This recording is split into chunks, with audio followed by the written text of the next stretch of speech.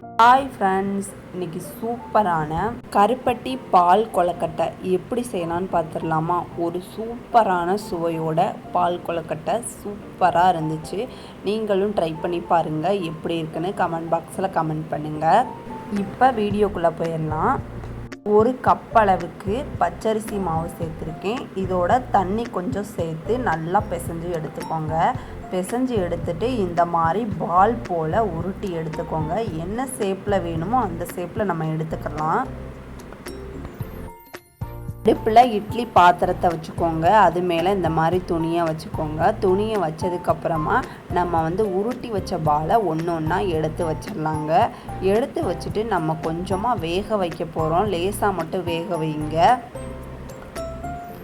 வேக வச்சு எடுத்துக்கலாம். அப்புறமா இன்னொரு பாத்திரத்தில் தண்ணி சேர்த்துட்டு கொஞ்சமாக நம்ம கருப்பட்டி சேர்க்க போகிறோம். கருப்பட்டி தட்டி வச்சுருக்கேன். அது மாதிரி கருப்பட்டியை சேர்க்க போகிறோம். ஒரு செம்பளவுக்கு தண்ணி ஊற்றிருக்கேன். நல்லா தட்டி வச்சுருக்கேன் பாருங்கள். அது மாதிரி நல்லா கருப்பட்டி சேர்த்துக்கலாம். எவ்வளோ சுகர் வேணுமோ உங்களுக்கு அவ்வளோ நீங்கள் சேர்த்துக்கலாங்க. சேர்த்துட்டு நல்லா கிண்டி விட்டுருங்க. இது நல்லா கரையணும். அதனால அடுப்பில் நம்ம தூக்கி வச்சிடலாம். இதை அடுப்பில் தூக்கி வச்சுட்டு ஒரு கொதி வரையும் நம்ம வெயிட் பண்ணணும். அடுப்பில் இப்போ வச்சிடலாங்க.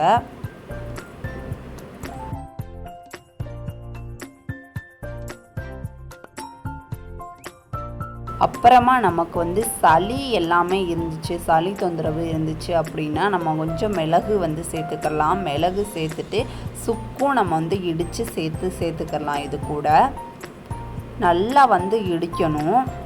ரெண்டையுமே சேர்த்துட்டு நல்லா இப்போ இடிச்சுக்கிறலாம்.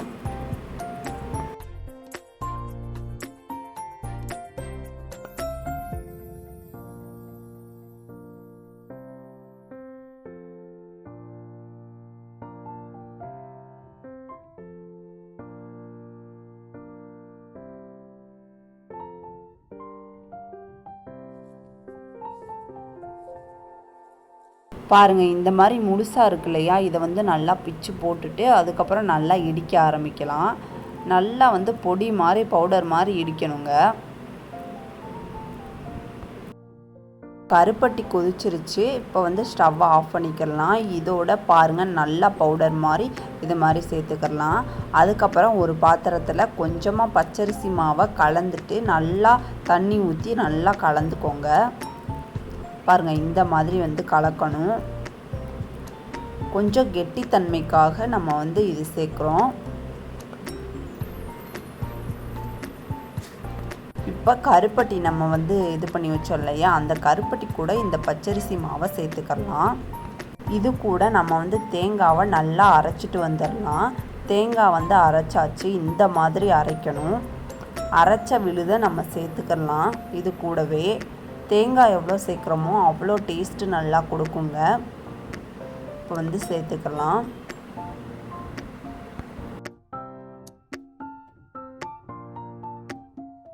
இதுக்கடையில் நம்ம வேக வச்ச இட்லி பாத்திரத்தில் அந்த உருண்டையெல்லாம் எடுத்து வச்சுருவோம்.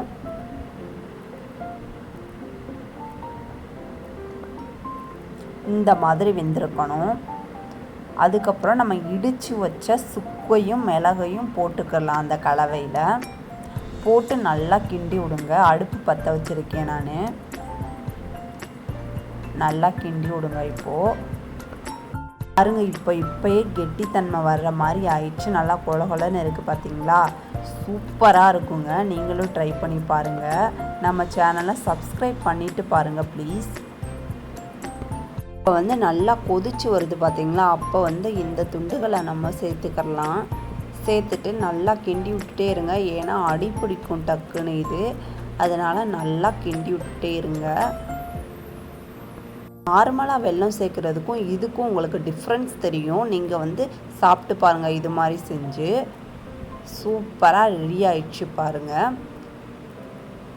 இப்போ சூப்பரான பால் கொழுக்கட்டை ரெடி ஆயிடுச்சு. ஒரு பாத்திரத்தில் நம்ம மாற்றிக்கிறலாம். மாற்றிட்டு சேவ் பண்ணி பாருங்கள். உங்கள் வீட்டில் சட்டியே காலியாயிருங்க. அந்த மாதிரி இருக்கும் டேஸ்ட்டு. இதை வந்து சின்னவங்கலேருந்து பெரியவங்க வரைக்கும் எல்லாருமே குடிக்கலாம். அவ்வளோ டேஸ்ட்டாக இருக்கும். நீங்களும் ட்ரை பண்ணி பாருங்கள். பாய்.